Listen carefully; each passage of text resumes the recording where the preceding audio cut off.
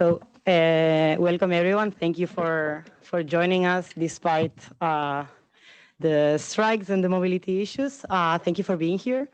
My name is Berta Lopez. I'm a junior policy analyst at the EPC following enlargement in the Western Balkans.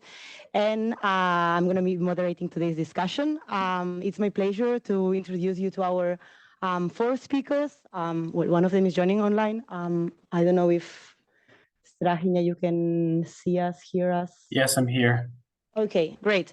First, we have Yorida Tabaku. She's a member of the Parliament of Albania. Thank you for being here with us. Then we have Elena Grabul, Senior Advisor at the Regional Cooperation Council. Dusan Relic, Advisor for European Affairs and former head of the Brussels office of SWP. And finally, joining us online from Belgrade, Strahinja Subotic. He's a program manager and senior researcher at the European Policy Center in Belgrade. It's my pleasure to have you here to discuss the growth plan for the Western Balkans, which is an initiative that was presented by the European Commission in November last year in an attempt to re-energize the Western Balkans EU accession process. That's going to be a challenge, but so the plan includes 6 billion euro in loans and grants, and is aimed at accelerating the socio-economic integration of the Western Balkans with the EU. According to the Commission's calculations, the plan will boost the economies of the Western Balkans by 10%.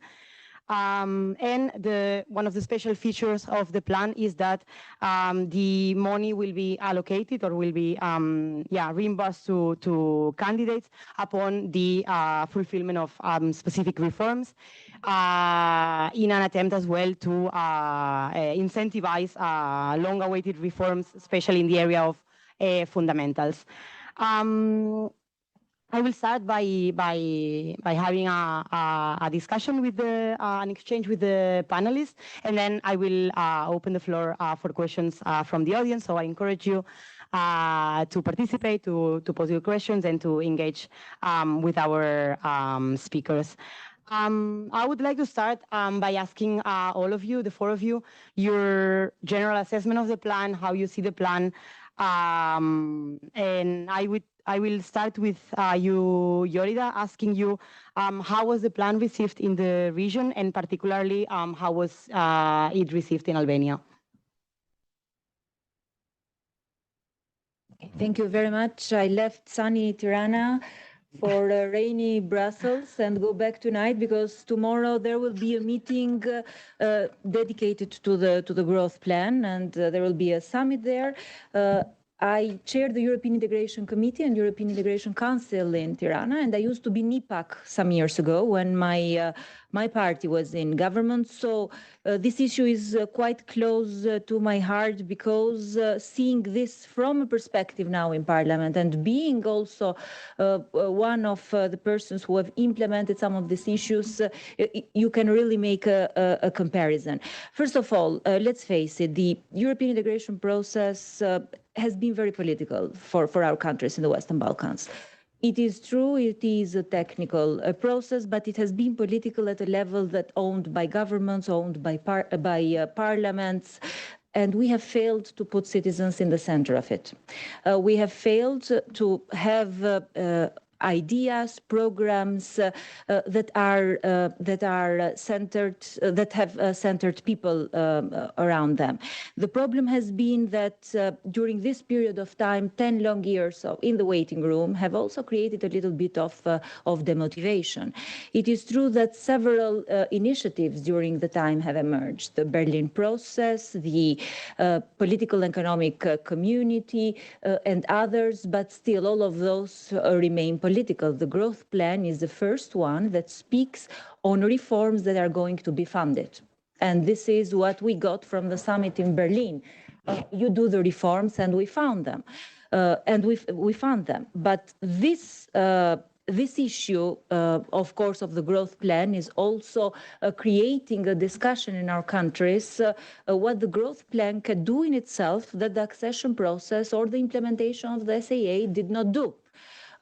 Last year, I chaired the European Integration Committee, as I said, and last year in my committee, only 8 laws came for the approximation of EU legislation, because we do not have a motive, we don't have a push that makes governments and parliaments work toward something that is a motivation. And this has created laws that do not go in line with the SAA, laws that in some cases have created problems regarding specific criteria, laws that in some cases are linked with chapters such as environment, for example, or competition, that limit it and do not go into in the line with EU legislations, while the growth plan is considered as something very measurable.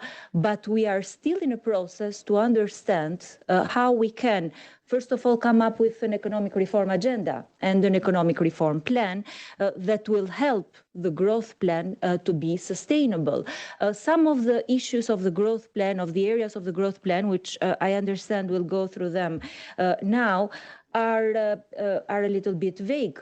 Some of them are part also of issues or activities related with the Berlin process.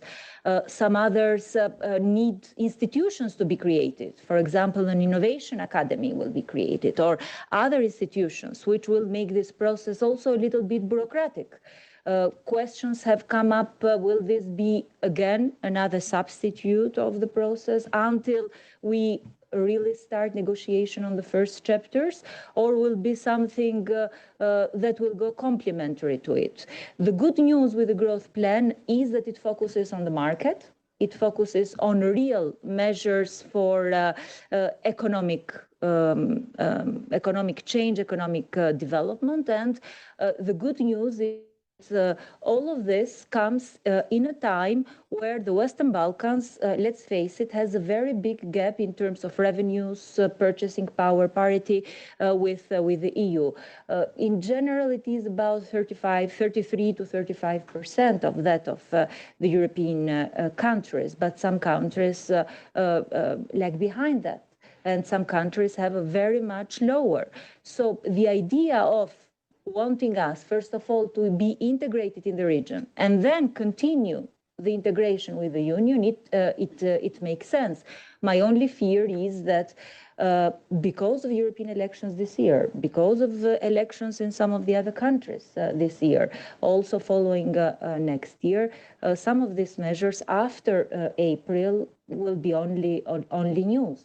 I know that the Commission is trying to keep it high on the agenda, and I'm very happy that the RCC has been involved in this. We have worked closely with it and see a real change when the RCC was involved. And I want to mention the Berlin process measures, where we also have a parliamentary dimension in the region now. But the main problem that I see is that with these measures not being very well defined, and in some cases not very concrete, the monitoring of it, the assessing of it will be quite difficult. And with the establishment of several bodies that I mentioned before, will make the process another bureaucratic process, and we need to move away from this. Going into specifics, and I want to take one of those as an example. For me, for example, I'm an economist by profession. Going through the SEPA, the single area payment agreement, and going through the legislation needed for it, it really will unleash a huge potential for the region. Some say that by applying that legislation and by using the same standard norms that European countries have, most probably each of the Western Balkan countries will have an influx of more than 500 million euros. But will it make sense? Will it make sense if this is only linked with the region and not part of the institutions? will it make sense that we fulfill all the legislation and we go one step ahead and we approximate it 100% in line with EU, but we are not part of the EU institutions. So the growth plan makes sense in a short to the medium period. Going into the long term, it will make sense only if it will continue also with the accession process, with opening of chapters and with full alignment with EU. These are some of my initial thoughts, just also to trigger discussion. And I hope that seeing it from a parliament's perspective and seeing it how we are going to work towards this legislation will also put governments in a different perspective and a different position for them to deliver. Thank you, Yorida, for your opening remarks, your first comments. I would like to follow up with two questions, like from what you said. First, what should be or what will be the reform priorities or like the investment priorities for Albania? And second, you were mentioning now that the growth plan, if it becomes a long-term thing, it can be a hurdling like it should not be a next step before enlargement. You were talking about institutional integration. Do you think that the growth plan should have also included, besides economic integration, also gradual integration in the institutions? As for instance, like recently the European Economic and Social Committee launched an initiative to include civil society. The committee opened for the first time for candidate countries, and it's a good thing that discussion also started there without being members. But still, it's good to be seated in tables. It's good to take part in summits. It's good to make your voice heard in these institutions. But at the end of the day, you have to participate fully there to also get the full potential of the plan. I'm going to give three figures actually about Albania.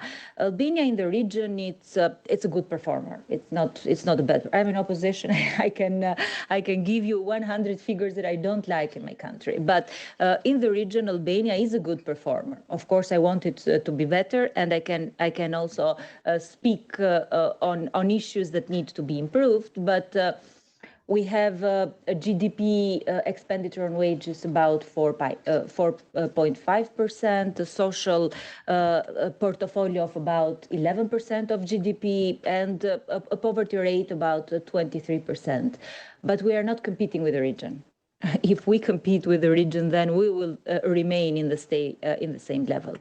We are competing to go into the European Union, and this should not be our standards. So, linking it with the growth plan, we of course will work in terms of improving this figures, this standards, this norms with the region, but we need to look beyond them. So taking part of the institutions is one step, and I believe that this could be something that can be used also as a motivator for change in our countries. Secondly, in terms of sectors. The IPA funds, the Commission support has always been going in two directions in our countries. First of all, infrastructure. Our countries have lacked for the last year the infrastructure in terms of roads, rail network, ports, which of course are important, but we are now at a different phase. We should not look anymore for infrastructure. And the second component has always been technical assistance.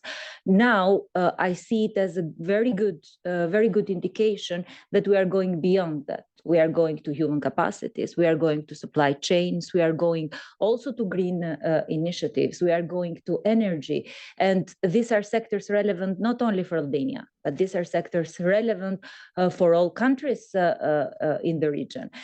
let's face it, we in the Balkans, we think that we are quite important, but we are a small market, maximum of 15 to 18 million in the best case scenario, and the potential of the region will make sense only integrated. So we have to see all these things linked together.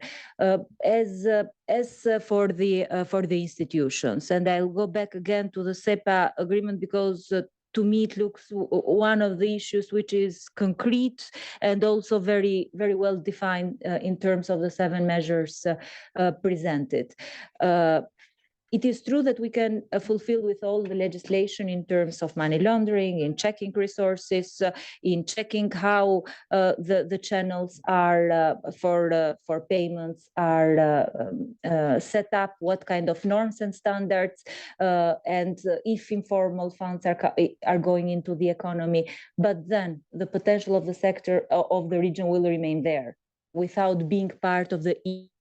So I emphasize it again that this will continue to remain a short to medium term program, because for us there is no other option and no other motivation than the European accession process per se.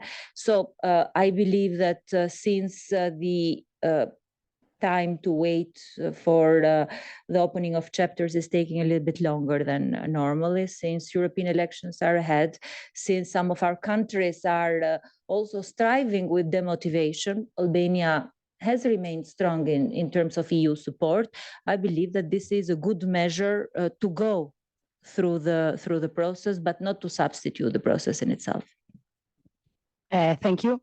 I will now ask you, Elena, because one of the objectives of the plan is to boost economic growth in the region and to advance or like to achieve like regional economic integration, and then with the EU as well. The RCC is coordinating, implementing the Common Regional Market Initiative, which was launched in 2020, if I'm not wrong, in Bulgaria, right? Okay. In North Macedonia, excuse me. Yeah, so how do initiative match, and what will be the role of the RCC in the implementation of, or in achieving the goals of the growth plan? Yes, thank you very much for having me on today's debate. Thank you, PC, for inviting all of us to discuss this very intensive and hot topic, I can say, because we are going in parallel now today with the EBRD summit in London that gathers the leaders of Western Balkan and the other respective stakeholders to discuss about the growth of the Western Balkans, which means that you are on the right place. And thank you very much for the audience, respective representatives with so many familiar faces in the public, because in my former capacity, I was a diplomat within the Ministry of Foreign Affairs of North Macedonia, and in 2 times on a mission here in Brussels as a part of the mission of North Macedonia to the EU. So it means that I'm too old to say something very smart on the beginning of this debate, because mainly I was dealing in my career with the growth of the Western Balkan as a region, with the state of play in political terms of all these 6 economies. And since the beginning of October, I'm part of the RCC as a senior advisor and the liaison officer of the office here in Brussels. So again, thank you very much, but I will skip the part of making the overview of the growth plan in absence of the European Commission representatives. I cannot go deeply into the details on it, and I will be mainly focused on a common regional market, which is a vital core element embedded into the 4 main pillars of the growth plan. And we as a RCC, as one of the leader international organization when it comes to the regional integration, we are very much focused, and we are grateful to have this prime time role in this moment. And therefore, it's not possible to, despite those 2 action plans, to treat them not but as a whole, and do not be in the same time, in same line, in synergy and cohesion in terms of the action foreseen in both of them.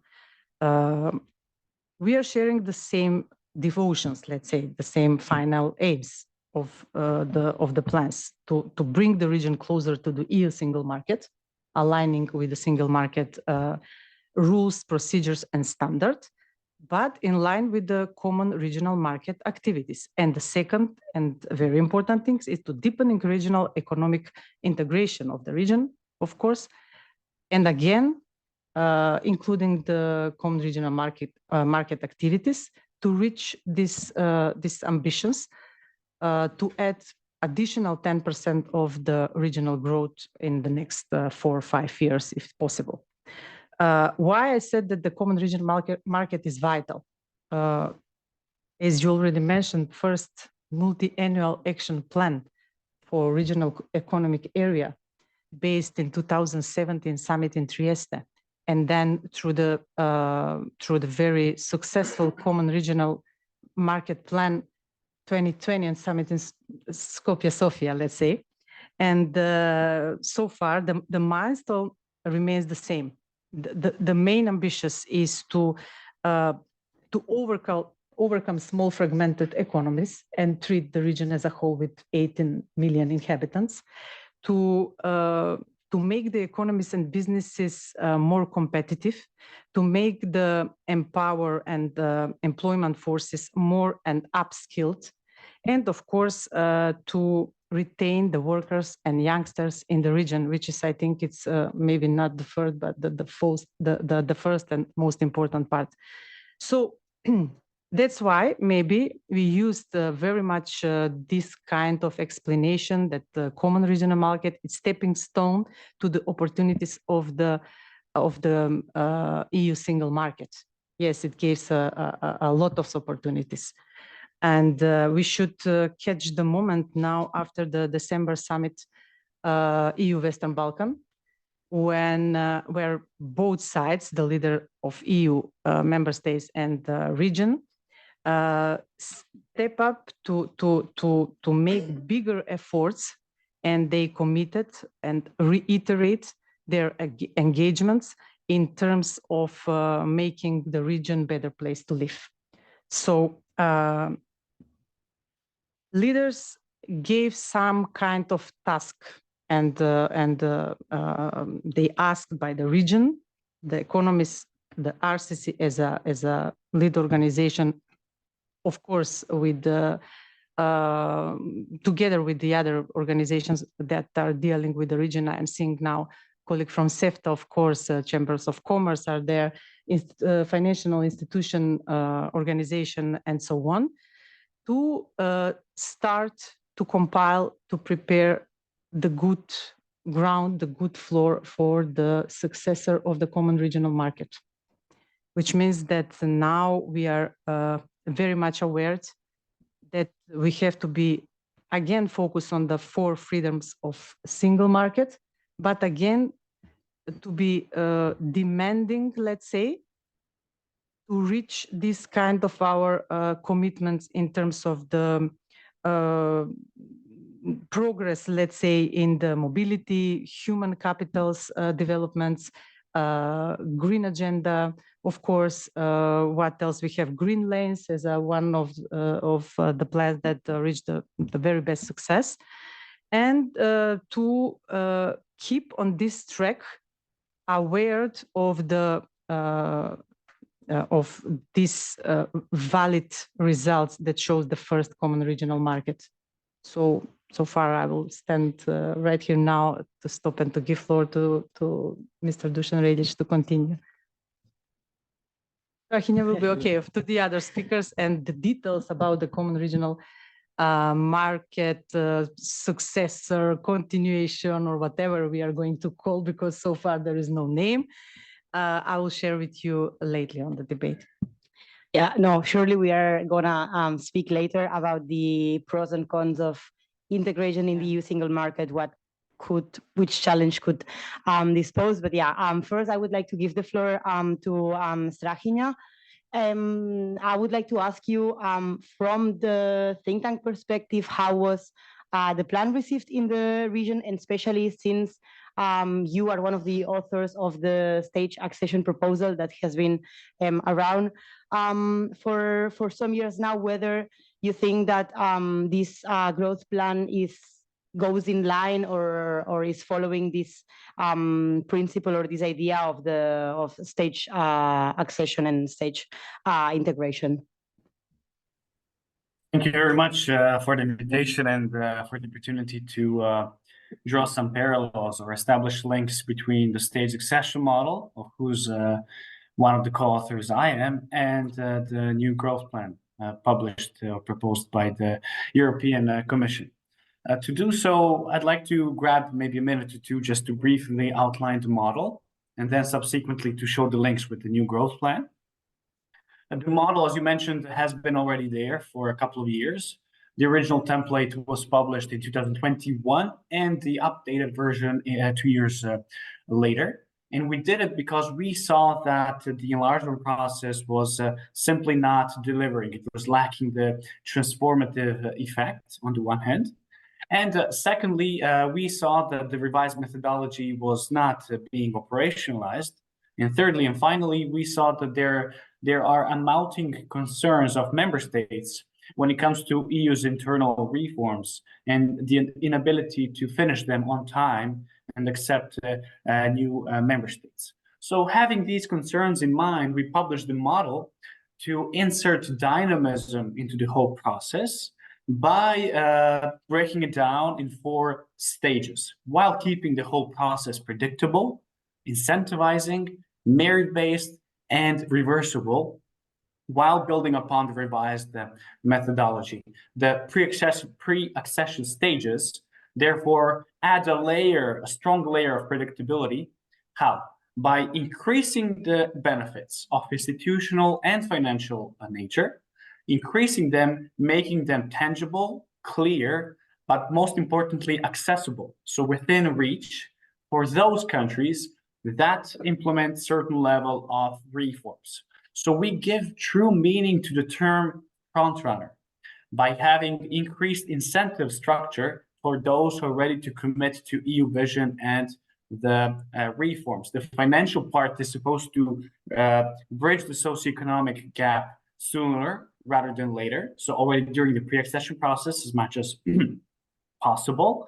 On the other hand, the institutional participation, and the speaker from Albania mentioned it, is also important because it would allow those countries who progress to work on building their own internal capacities. It would allow them to socialize themselves with their peers at the table in Brussels. And finally, it would allow us to work towards building a European strategic autonomy, not just EU strategic autonomy. At the same time, these benefits would be reversible. So therefore, making the process truly merit-based without requiring treaty change. Once these levels of reforms are fully completed with those benefits, we send a message to member states that they should not worry in case they do not complete those internal reforms on time. We actually advocate, upon acquiring membership in the 3rd stage, that we should use the Accession Act to limit the veto rights of newcomers. We avoid creating a second-class membership by limiting them in time, so maximum 10 years. And secondly, by not having them subject to a revote. Therefore, they would automatically expire. The aim would therefore be to have newcomers in the inside and allow the conventional member states to continue internally reforming themselves while preserving the principle of equality between member states. So that's the model in a nutshell. So having said this, how does it relate to the new growth plan? I would say that there is a notable overlap, and that is why I salute the Commission's effort to produce the new growth plan. The biggest overlap is actually related to our proposal of providing stronger, more tangible financial incentives during the pre-accession period. So therefore, it's related to the first 2 pre-accession stages. There are a couple of points I'd like to highlight here. First, we had Jan Hert Koopman, the head of DG NEAR, saying at our event on the eve of the new growth plan being published, that the growth plan represents a form of staged accession. We were quite pleased to hear that, particularly considering that before Koopman, the Commission was not receptive of those ideas. And now we're seeing that these ideas are getting traction in the Commission, but also in various member states. Another overlap is the fact that both our model and the new growth plan makes the access to those funds conditional.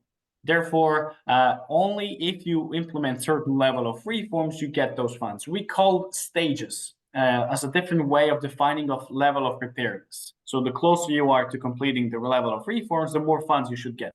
Here, in reform agendas, they would have targets. So the more targets you achieve, the more funds you will get.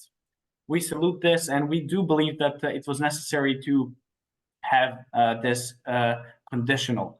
Otherwise, we would agree that with the Court of Auditors from a couple of years, which warned that IPA, the pre-accession instrument, was simply not delivering because the conditionality mechanism was simply being absent. And finally, the third aspect I would like to highlight is that it is an important step forward to have funds being increased. So they offer, in practice, 1.6 billion euros for the period of in grants for the next 4 years. So in total, it's 2 billion. But if you take away the provisioning funds and the administrative funds, it's around 1.6 billion.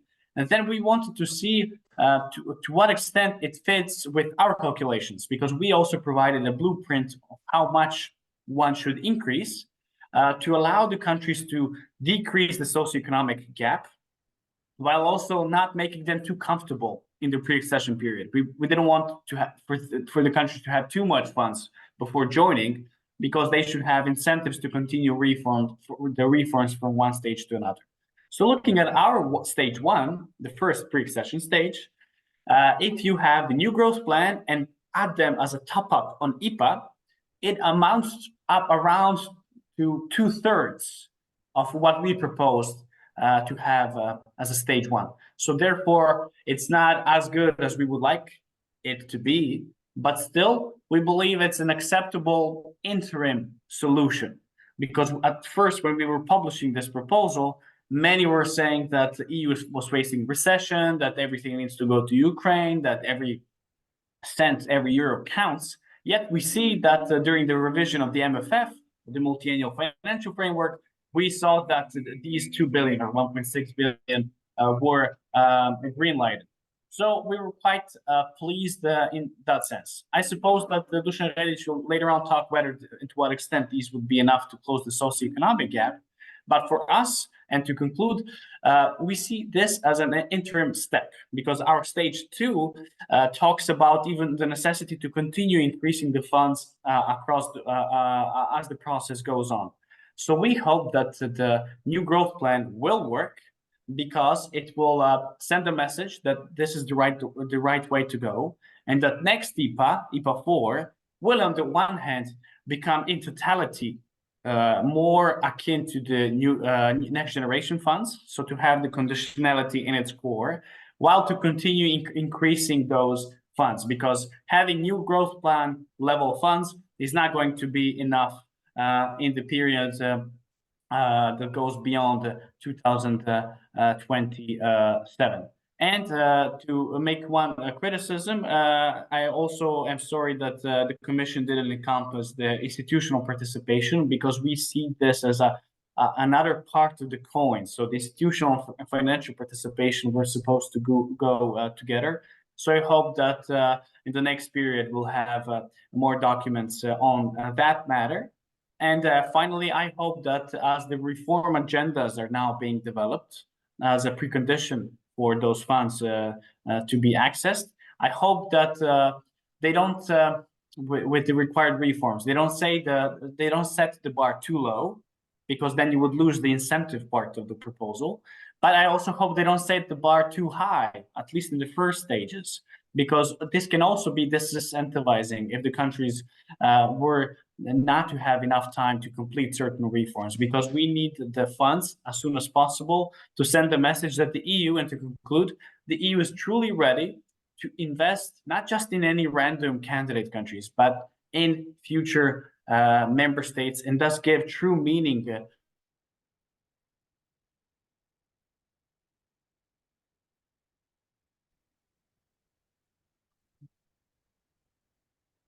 We have just missed the last part when you were saying true meaning, and then you giving went. true meaning to being a part of the enlargement process. Can you hear me? Yes. Now we hear you. Currently, having a candidate status doesn't mean much. We're all equally treated, whether you're a front runner or a backbencher. But if the EU showcases that it is ready to invest in future member states, not just candidate countries, I believe this can reinvigorate, could contribute to reinvigorating the enlargement process. Thank you so much. Just a really short or quick follow-up question before we move on with Dusan. You were saying that the bar for reform shouldn't be set too low, but neither too high. In the case of Serbia, what do you think, in this first stage, what do you think that the reforms should be, or what can be expected or realistically expected to be achieved in this first stage? So we have yet to see how the reform agendas will go. But our model proposes a horizontal approach, meaning that all clusters need to be encompassed by the reforms. So you can't have Serbia having relatively better economic standard than the rest of the region. And therefore, we should prevent Serbia from cherry picking by saying, okay, we have targets in economic clusters, give us money. No. So all clusters should be encompassed. So in that case, Serbia should comply with the electoral, for example, requirements. It should come out clean when it comes to those basic, fundamental, minimalist requirements for eligible to reap those benefits. Other countries should, at the same time, make tangible roadmaps in democratic, but also in economic aspects of the reform process. So I hope that the reform agendas will have the horizontal approach in that sense, and not allow cherry picking, and in that sense avoid legitimizing a democratic backsliding, but also foreign policy regression as well. Thank you. Yeah, I think that's a good point. Yeah. And now on to you, Dusan. You've been critical about the amount of money that the EU has been putting on the Western Balkans, saying that correct me if I'm wrong. I don't want to misquote you, but you normally say that it was not enough. Do you think that now this extra 6 billion euro will really contribute to step up the socio-economic convergence of the Western Balkans with the EU? Do you think it's still not enough? Do you think that this 10% increase or boost is a realistic figure? On to you. Berta, thanks. I feel a little bit like those farmers outside spoiling the day, with honking and so on. To quote a Greek colleague whom we all know, Yannis Armakolas, his comment on the plan was most unimpressive.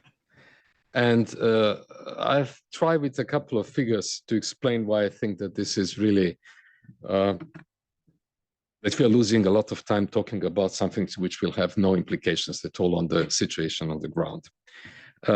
If you could help me with the one before. Yes. Let's for a second think, what is this enlargement process all about? It's about improving the livelihood of the people in the region. And they do not live on the next planet. They are surrounded by EU and NATO member states, and 75% of their trade is with the EU. More than Germany trades with the EU, the countries in the region trade with EU countries. The type of the political and economic relationship that was meant to be established should have boosted growth in the region. But actually it has turned into a neo-colonial relationship in which the region, and this will surprise you a little bit, transfers far more capital to the EU than it receives from the EU. This transfer of capital works on several levels. The first level is through trade deficits. In the last 15 years, the accumulated trade deficit of the region of the Southeast European Six is about 150 billion euro. This is how much more the countries of the region have bought in the EU than sold in the last 15 years. The second form of transferring wealth to the EU is through cheap labor. When companies come and invest in the region, they don't do it because they like Mr. Vučić. They like it because of the microscopic salaries and wages they're paying, and because of no pressure on them to observe social standards, labor standards, most important, ecological standards. And the third, and I think the most important way of transferring wealth to the EU is what Elena said. This immense outflow of people from the region, making it for the region impossible to develop. If you look at the first table, which is from the Vienna Institute for International Economic Comparisons, it's the average monthly gross wages in euro, the purchasing power standard, what you can buy with what you earn. And you will see that in Albania, two years ago, this is from 2020, 4 years ago, the salaries, the wages were average about 500 euros, which was 6 times less than the average in the EU 15.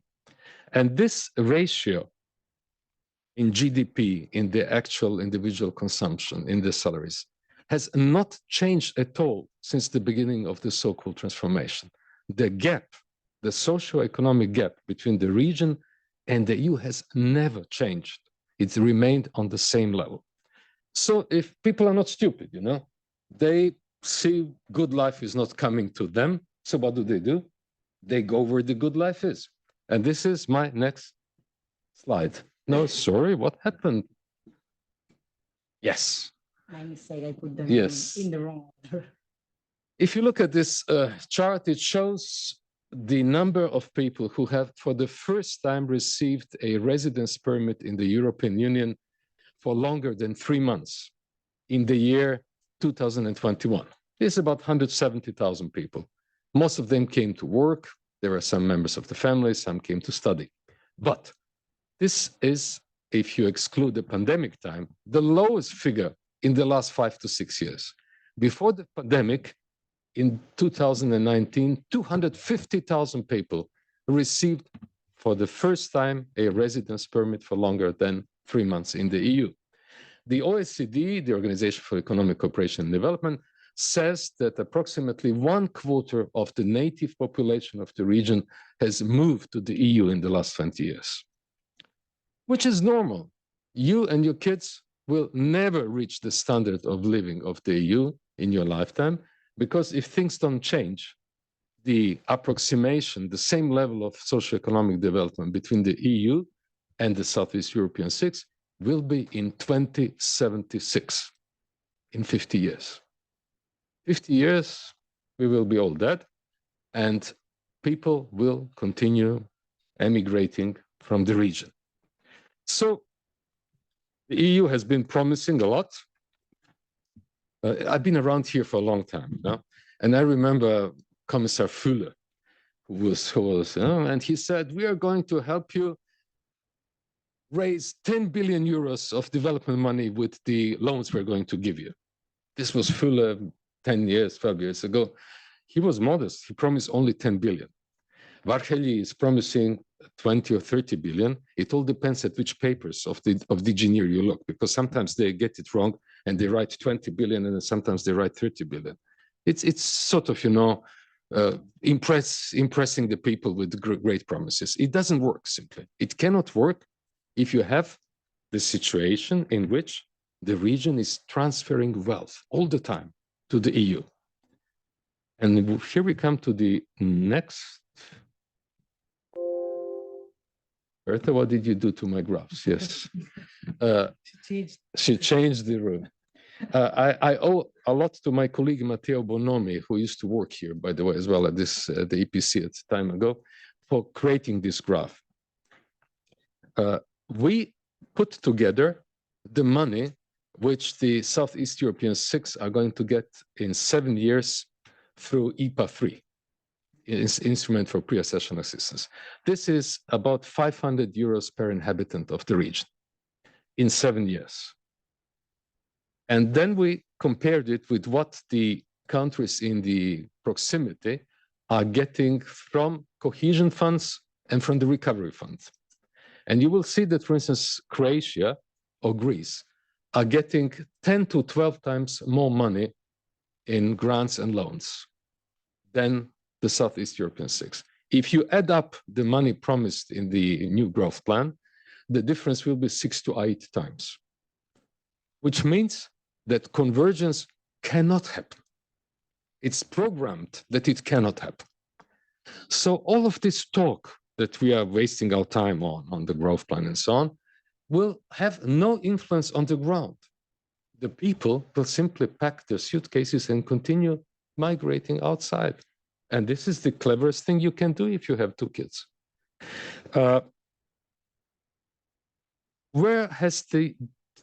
When did the EU convergence support work? It worked in the countries of the environment, of the vicinity, during a longer period of 10 to 20 years.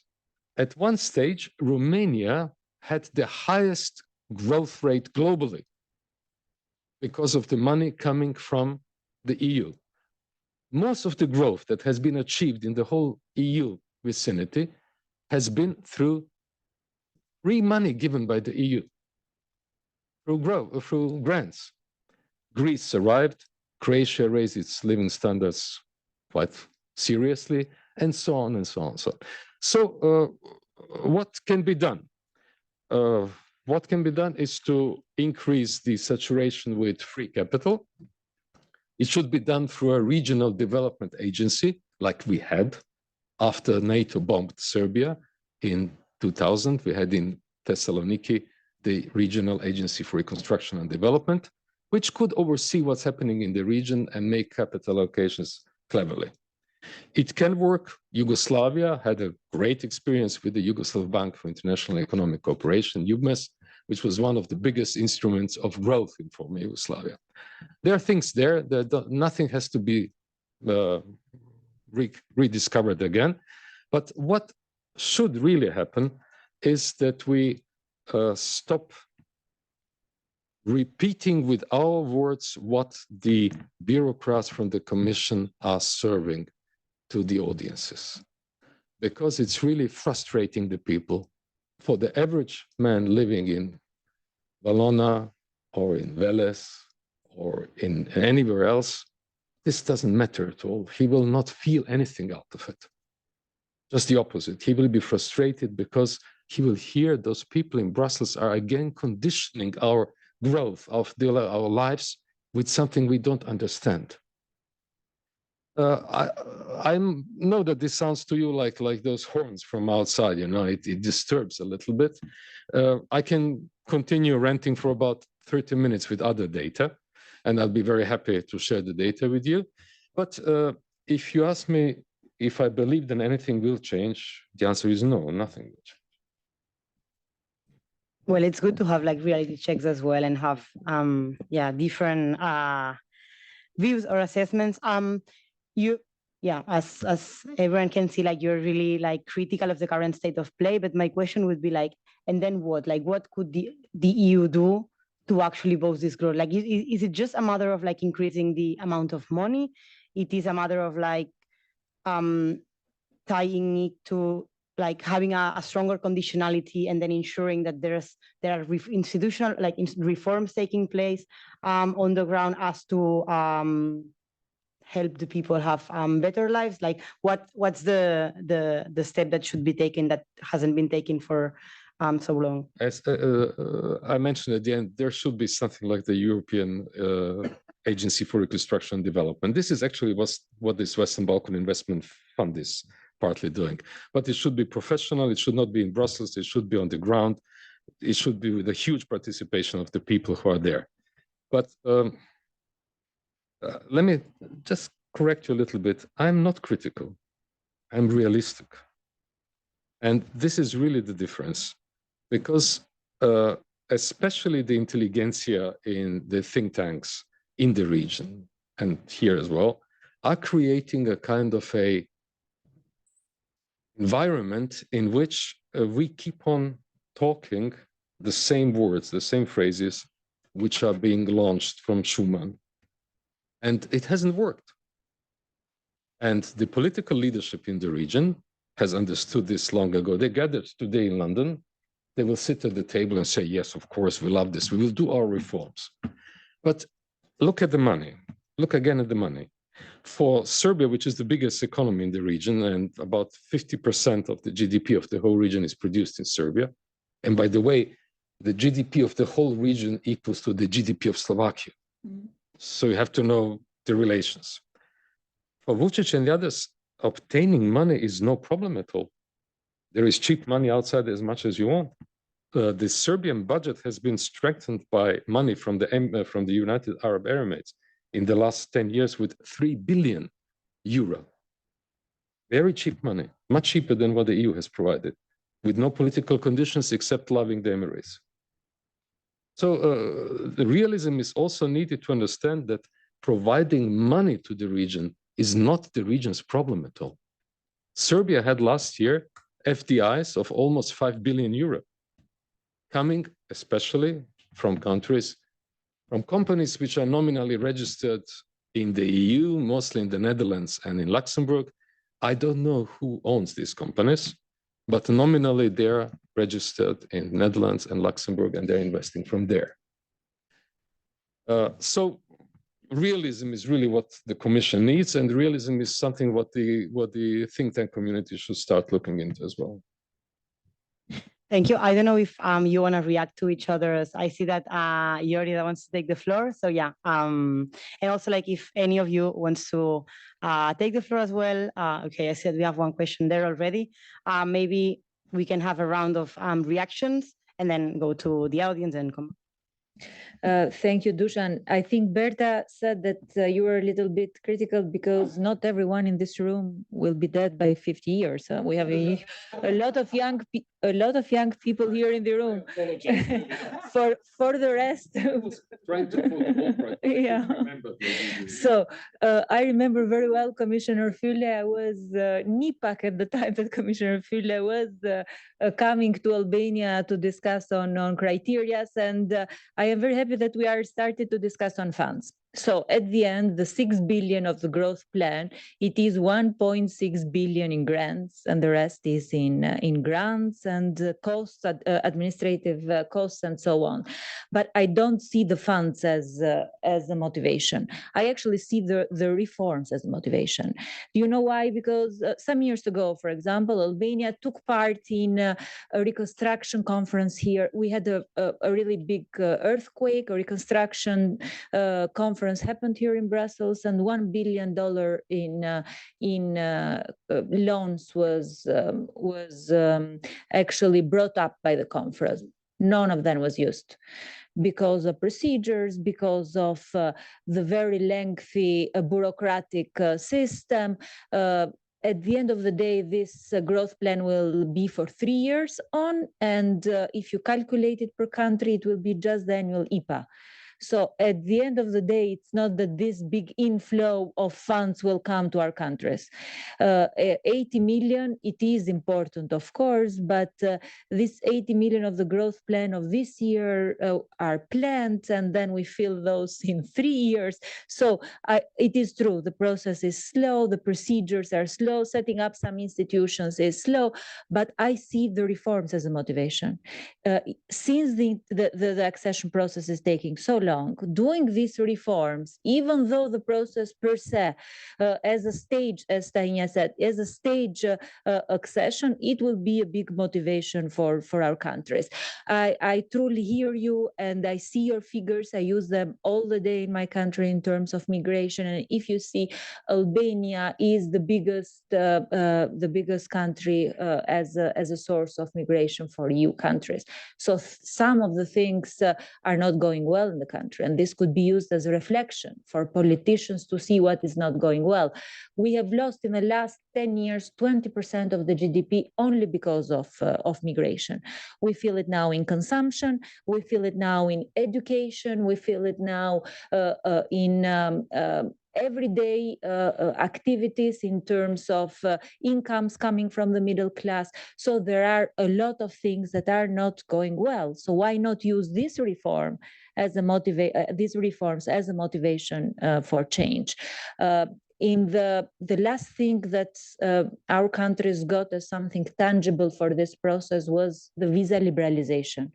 For since 2009, no one in terms of citizens, farmers, can understand what's going on with the accession process. It is true they hear these big figures of 6 billion, but they are so skeptical that something will go to them at the end of the day, because this is, first of all, taking very long, but secondly, these huge big figures that cannot be detailed in reforms and activities that put in the center them, it's making it very, very difficult. And as I said, we know the potential of the region. This is the potential of the region. You said it's the GDP of Slovenia. It's Slovakia is 50% of that of Czech Republic. It's 3% of the EU combined. So it is very small relatively. It is very small, but it only makes sense if it's integrated. Separated, it will never make sense. And thank you very much for bringing those figures, because if someone of the opposition says those in Albania, no one believes them. But to someone as an outsider, those can be very credible. Thank you. I'm finding myself as a defender attorney of the growth plan and common regional market as a part of.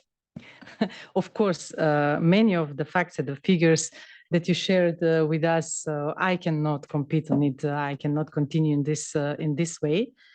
But I was inspired with today's address of President Michel on the EBRD summit.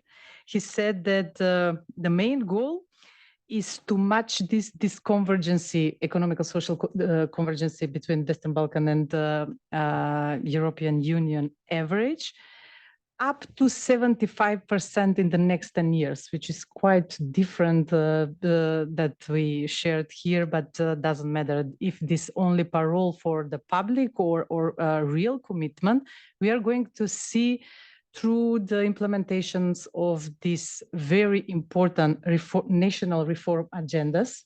I'm completely agree with you, Rida, that it is incentives for the region. And we have to see over it as a motivation, as a re-energizer, as a booster of the new movement. I don't know, I think that after so many exchanges with the colleagues from the region, I have this kind of feeling that finally, after so long, we are moving in some directions. Maybe this is the optimism in me. I don't know what to say, but I'd like to share with you a couple of good projects, as, for example, reduction of the data roaming charges. And before that, in prior, I'd like to recall you on the not Fule, but president of the European Commission in that time, 2014, non-diplomatically said, Mr. Juncker, that in the next 5 years, there will not be enlargement at all. And we were very much disappointed.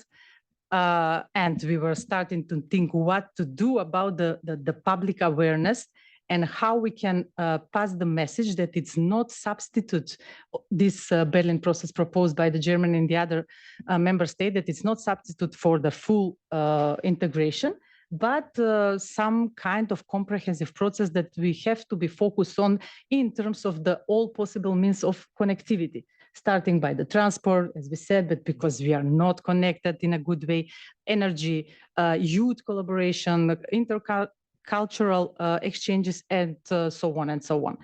And we were starting that time, 2014, with the first Berlin process. Now we are going to celebrate the 10th anniversary next summit somewhere in autumn in Berlin. That how was born first multi-annual action plan for regional economic area. Nobody was expected on the beginning of this idea that 6 economies with so many bilateral issues in between, that they are going to adopt this kind of big and very ambitious plan. 3 years after, in the summit of Sofia, was the first common regional market adopted. And now we can talk about the concrete result. As I mentioned already, reduction of the roaming prices, lower prices as much as possible closer to the domestic one. This is the main goal. And not only inter-regionally in between the Western Balkan economies, but towards the EU. And I can share some facts that I've received from my respective colleagues that are dealing on a daily basis with these programs, that since 1st of July, the number of roaming users in Western Balkan is doubled, and data traffic volume is increased by 500%. 3 out of 6 Western Balkan economies enjoy reduction of 99% of the standard prices by traveling within the Western Balkan and EU also. And this is our ambitious goal to move forward on that direction. Then green lanes. I mean, I think that is the most successful project proposed and accepted by the Western Balkan regional organizations and also member states that around the region. And there is a benefit, according to World Bank report, the reduction of the transport cost and also wasting the time on the borders is such a big benefit. And in terms, not only about the time, but in terms of the money also. And now the recognition of professional qualifications and recognition of the diplomas or academic qualifications. We signed, I mean, when I say we, of course, I'm meaning about the Western Balkan and the RCC and the other regional organizations, stakeholders. We signed 4 different mobility agreements. 3 of them are in the process of ratification. And we cannot say that we did nothing. Of course, that cannot be translated as the best possible scenario, but we did our best, actually, and this is most important. Those small baby steps and a motivation to go forward, to make another steps, it's enough just to say that it's not stuck. It's not stuck. The process is ongoing. Thank you, Elena. I don't know if you, Strahinja, want to take the floor before going to the audience, or? Yeah, sure, just 1 minute. So just to re-highlight my view, which is that previously it was, if you were to return time in a year ago, and to ask people whether it would have been possible to have those 2 billion additional grants to IPA, a majority or maybe everybody would have said it's impossible. And those are the signals we originally got from member states. So, of course, we agree that it is not enough, of course, to close the socio-economic gap. According to some of my preliminary calculations, the funds, when you calculate IPA and the new growth plan, would amount on average to 25% of what conventional member states have with the structural funds. So we have, even with the combined new growth plan and IPA, at least four times less than conventional member states. However, knowing the background, like the impossibility or improbability of this plan, I continue stressing that one can be satisfied with it as an interim solution. its logic can allow us as think tankers to test our ideas, to see whether conditionality works, whether increased funds that are preconditioned can indeed lead to increased reforms. So if our governments in the region are smart, I hope they would recognize the momentum, because the more successful the new growth plan is, the more likely, or I hope at least, it is that new IPA, so from 2028 onwards, would have twice as much or funds or even more to have it as a serious, incredible offer for the next institutional cycle, particularly as everybody now is announcing that the new commission will be called Enlargement Commission, and that evidently the enlargement will be high on the agenda. And I'm not talking this from just from a financial perspective, but if we look at our model, everybody now also keeps talking about the possibility of limiting veto rights of newcomers. I don't think they would talk about it, and they pitched it to our governments as well. I don't believe they would start pitching the idea of post-accession limitations if they were not serious about actually having some countries joining the club, at least in the medium term. So yeah, let's use it as a good testing ground. Let's criticize it, of course. Let's hope that civil society gets involved as much as possible to make the process more transparent than what used to be the case with IPA. Thanks. Thank you so much for your reaction. I saw that there was Andre wanted to take the floor, so maybe you can pass him the mic. Thanks a lot. Andre Hertel, I'm Dušan's successor as the head of the SWP's office here. I have a question, I think most of all to Ms. Tabako. For me, the discussion we are having is a little bit too abstract. Yeah. What I would be really interested in is how is the money you will most likely get via the growth plan, how is it being used? What are you doing with it? Do you have yourself a plan on what kind of projects you want to spend this in Albania? So has the government, I take it that you are in the opposition, but has the government already developed a plan together with the union in which kind of projects to channel this money? And second of all, if I'm not a Western Balkan specialist, but I visited Skopje last year, and from time to time I'm in the region. So yeah, I still was in contact there with a lot of young people, and there are always people who want to stay. I have the feeling, who want to stay home. But it's true. I guess outward migration is the biggest problem, especially outward migration of young people for the region. So what are you doing in Albania to stop this? What's the plan of the government for that?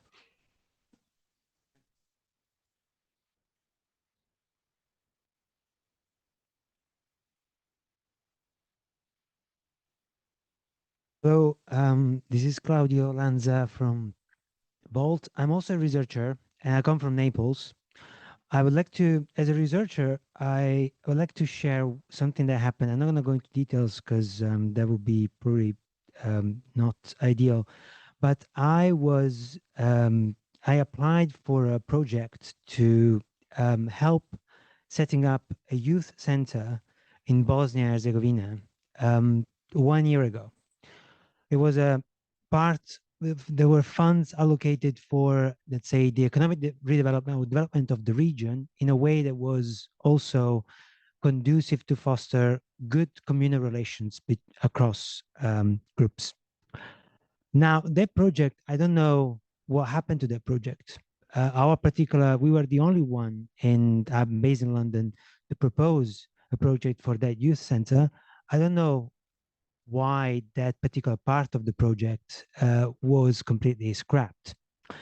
So this is linked to another point that I want to raise. In southern Italy, between 2000 and 2011, 2010, southern Italy lost 508,000 people immigrating to other countries in the EU.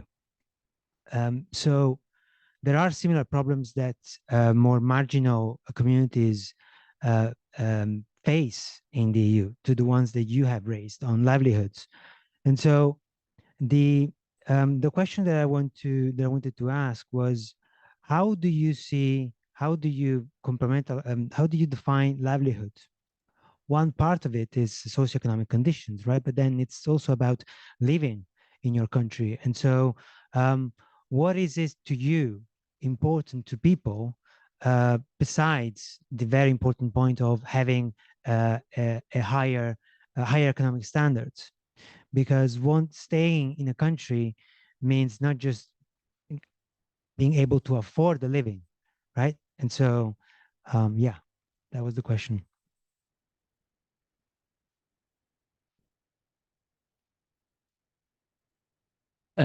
Thank you. Andrei Demeter, European Parliament. I was wondering whether any of the panelists had been looking into how the growth plan relates to the famous/infamous, it depends on how you look at it, economic and investment plan, about which we haven't heard a lot. I mean, I'm also relating to what Dusan said. It really depends on which Commission document you look at. I remember in the case of the economic and investment plan, the first statements, the first weeks, it was all about 9 billion and the potential to generate an additional 21 billion in investments. And then all of a sudden it became and it was repeated like that, 30 billion. I mean, the two figures were merged. Was this kind of naive or clever or whatever you want to attempt to make a good impression? But I can relate to what Dusan said. And I have the impression that every couple of years, a new document is produced, new promises, etc. And also relating to, again, to what Dusan said, I mean, there is no shortage of money. The sponsors are everywhere with no strings attached. So, well, basically my question was about how do you see the growth plan when looking back at the economic and investment plan? Thank you. Yeah, we can maybe like do around like answering these questions. Maybe since there was a question directly addressed to you, Yuri, that you can start. Thank you very much. And I'll gather comments on both issues. Elena here said that she heard the very inspiring comments of Charles Michel this morning. Politicians closer to elections are very inspiring, and I can say it as a politician. So the Commission is kind of trying to get results now with the growth plan, and of course coming after the economic development plan, and I can name you other 13 initiatives during the last year, 13 of them, which some of them are substituting each other, some of them are just the same with a different name, and they are trying to look for results now very close to elections, while 4 years in a full term, not a lot of things have changed. I am very happy and confident of the work of the RCC in terms of the Berlin process, and they have actually achieve the results. And you mentioned the qualification agreements, you mentioned the roaming agreement, but it's, yes, the SEPA and others, and I'm trying as part of my work in the committee to make the government report on them. And it turns out that from all the summits of the Berlin process, which governments engage in a lot of things, which the next year they don't even remember, because there is not even a database on how they have, how they are fulfilling whatever they committed the previous year.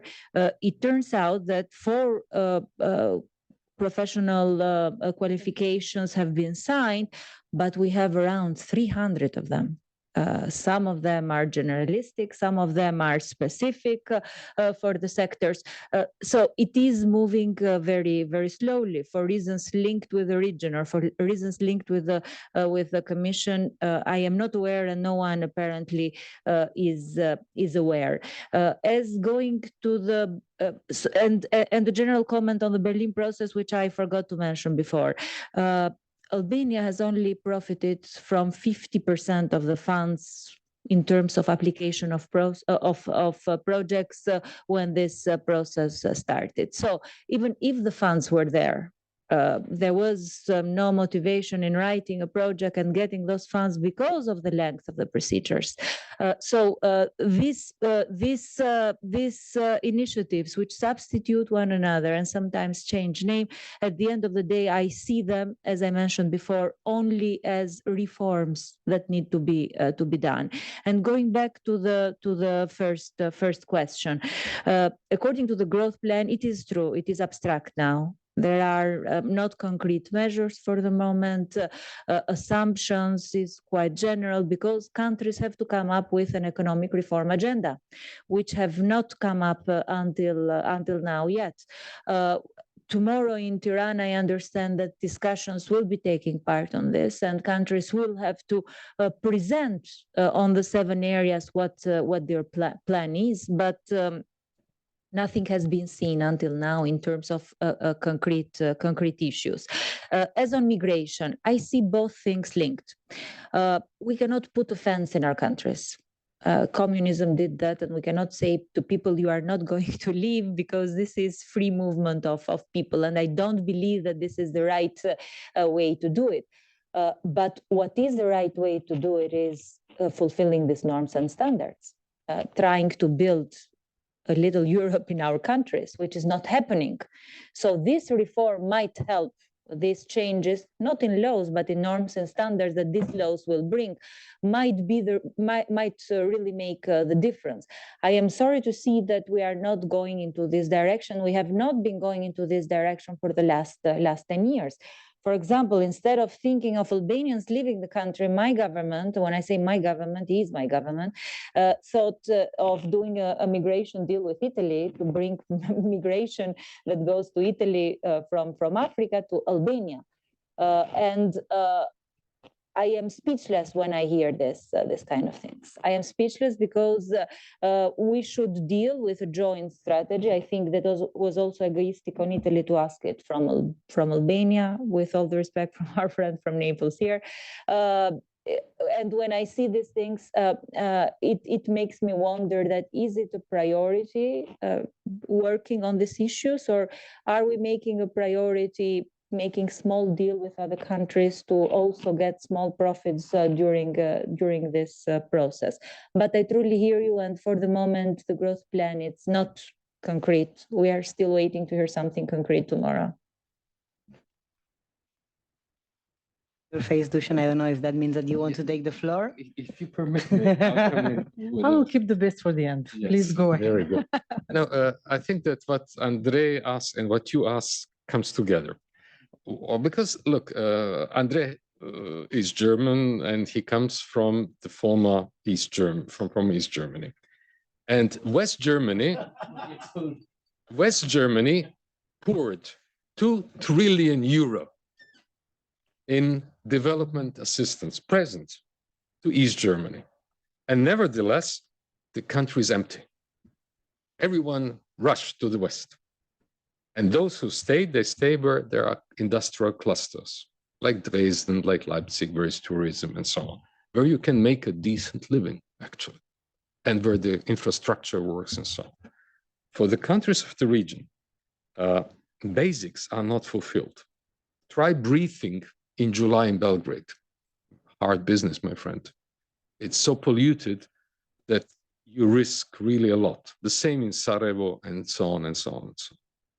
So what would make the people happy is that they get basic living standards, medical services, public services working. You said little Europe. I don't think that the region is outside Europe. It's part of Europe. It's a specific part of Europe. Yeah. To avoid being nihilistic now, I think that there is one positive aspect in the so-called growth plan. And this is the idea to include the countries, and you mentioned it, Irida, in the single euro payments area.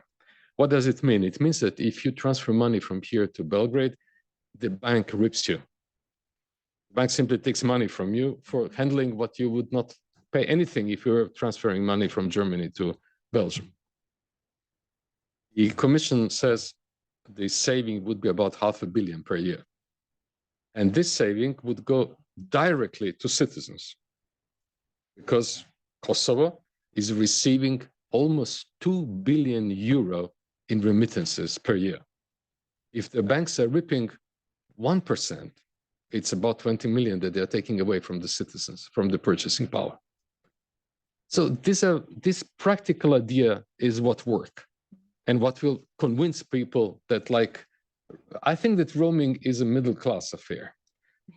People from peasants from the region don't go traveling abroad to the European Union. It's about the middle class who is not paying any longer the roaming services. And when they go bathing to Greece in the summer, they also don't have to pay for them. Middle class is almost 90% of the citizens. No. We have at this moment about 30 to 40% of people in the region endangered by poverty. The region is the poorest in Europe, with the exception now of Moldavia and Ukraine. So find those very, very practical things which increase the standard of living. This will help the people feel safe and help the people agree to measurements against corruption and the corruption of the political class. Elena? This is like a battle. But no, actually, I can, of course, in my private capacity, agree with all these facts. I cannot say anything against, but I would like to give some hope on this discussion and to maybe share the ambitions and the outcomes of the brainstorming, internal brainstorming into the RCC expert and our broader consultation process with the other regional organization and stakeholders of the Berlin process deliverables and common regional market results. And I really like to make overall a reply of all this post question, including of my colleagues from Italy. Did you say like this? Okay. So the first and utmost goal is removing the barriers of citizens' mobility, firstly within the region and afterwards with EU. So it's not enough to sign professional recognition of professional and diplomas qualifications. We have to move forward towards EU. This is the main and visible result. To enable to people to move easily, to enable to workers to move easily, to enable to students to move easily. This is the main goal. And this is how, but not only to move and to go away and to flee the region, but to be provoked and motivated to give them best, even in the scope of the region, which is not some kind of competition. We have to be taken as a whole. This is the right point. Then to synchronize social security systems. This is one of our next idea for the next common regional market. Then to invest in the human capital development, which means invest in the education and innovation system. And this is something that goes in parallel with the efforts of vocational and educational training. We are very much assured that we have to be reskilled and upskilled to overcome this matching of the business's needs and the potential of the workers. This is something that we are going to be very much intensive and demanding on the next consultation process, because as we know, nothing is on the stone so far. Yes, what else we can share now in terms of the digitalization? Yes, to integrate the region into the EU trust services is one of idea. To develop regional framework on artificial intelligence is the other one. And there is a set of ideas in terms of digital economy and cyber, to attack all these cyber threats that come with the geopolitical state of play now. And as I said, we are very much looking forward for the next meeting of the leaders. They are meeting in every 6 weeks, which confirm their commitment to the reform agendas or whatever. Really? Do you think that because they meet, they are confirming? But I mean, this is one step of that show us the commitment. In otherwise, if they are not interested in the reforms agendas and to moving forward into the ambitious of the next common regional market, next growth plan, I don't see any good reason why they have to meet in all 6 weeks. They met in Skopje in January. They are going to meet in Albania. They're going to meet in April in Podgorica, which means that, I don't know, they are intensifying their discussions, and we are very much waiting for the next proposal from the region to take the ownership of all these action plans. Actually, beside of national reforms agendas, they have to propose some other scope of activities to have a larger, broader access to the single market. I'm talking, of course, on behalf of RCC. Thank you. We are almost like running out of time. I would like to give the floor to Strahinja if he wants to like react to what has been asked and said in the room, and then I would on the economic and investment plan. Yeah, on the economic and investment plan, we as civil society are often trying to spearhead the discussions on the merits of all the proposals, and often we try to push them forward. However, when there are meritless proposals, we are really indeed genuinely criticizing them. And one of those proposals was indeed the economic and investment plan. If you go back in time and remember the reactions of civil society, you won't see almost any of those who were quite enthusiastic about the economic and investment plan. While now we have a bit different of a story. Now at least we have mixed results, but at that time it was very negative, because we saw Vacheli saying to our citizens, you'll get 30 billion, but when he goes to AFET hearings in the European Parliament, he talks about 9 billion actually. So for our audience, it was a bad attempt or a bad PR stunt to impress when there was no appetite for strong enlargement push. This was unfortunately the case before the war started. And we also saw that those 9 billions were not a top up as we hoped those to be, but were just a different name for IPA. So the 9 billion from the European Investment Plan were 9 billion from the IPA 3. But and of course, none of those were conditional. So we had the reason to be overly pessimistic, and now to be slightly optimistic. And our optimism, at least we can give them the credit to be optimistic for some time, maybe by this summer or by the end of this year, because reform agendas are in development.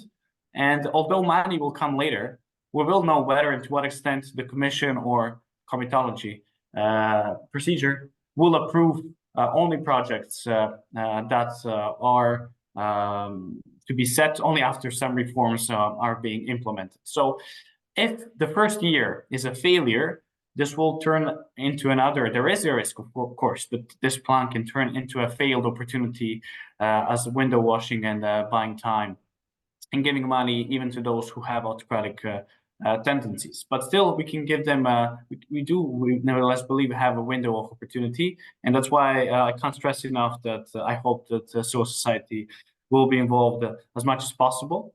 We saw the impact of civil society during, for example, the elections in Serbia, and how much their monitoring results helped uncover the irregularities. So I hope our input will be taken into consideration when the Commission, together with others in the comitology, member states decides whether and when to unlock some projects. So yeah, that's about it. Thank you, Strahinja. I agree with you that our role for civil society, especially in monitoring how the money is invested, will surely help ensure the success of the plan. I don't know if you, any of you has some final words. I'd like to quote a colleague from the civil society, Ardian Hachkai. I think that you most know. He was sitting here at this very table a couple of years ago, and we were debating the same issues, how to make socio-economic convergence. And Ardian got upset, and then he said, give us our money back. And this is the essential issue. The region and the bureaucracy here has not understood, not assimilated, that it's not the EU developing the region. It is the EU pouring capital into it's the Southeast European Six, the Western Balkans, giving their human and financial and ecological capital to the EU. When this paradigm changes, when Margaret Thatcher, give me my money back, when this is applied to the region, then we will see changes. For as long as it is seen as something of a kind of we are doing a good thing to the region, you know, we will get stuck in the same way of thinking. I was not expecting to end the meeting with that quoting Thatcher, but you can go ahead. Just one last comment. I started in this job in 2009. I came from the civil society. I was a university professor at the time. I was very optimistic that when I started, I would change things immediately.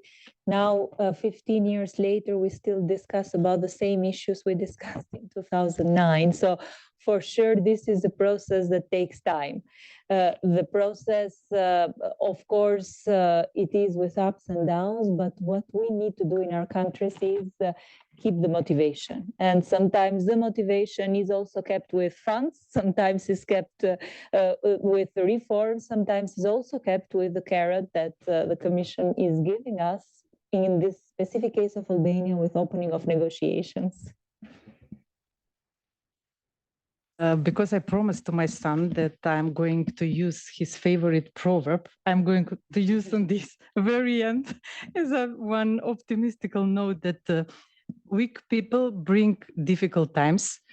Hard, difficult times provides strong people, and strong people bring again good ideas and good times. And when it's come to the region, it's a rule.